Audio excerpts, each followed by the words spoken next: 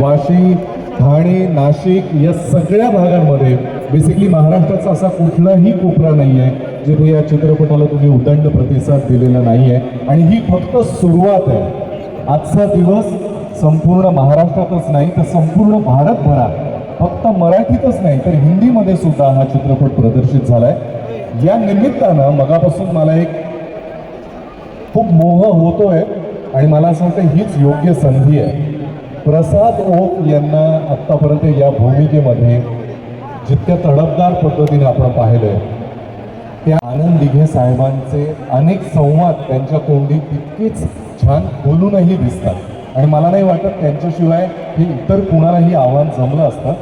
त्यामुळे माझं प्रसाद दादांना विनंती आहे की या चित्रपटातला किंवा धर्मवीर भाग 1 मधला, आमच्यासाठी सगळं एकच आहे,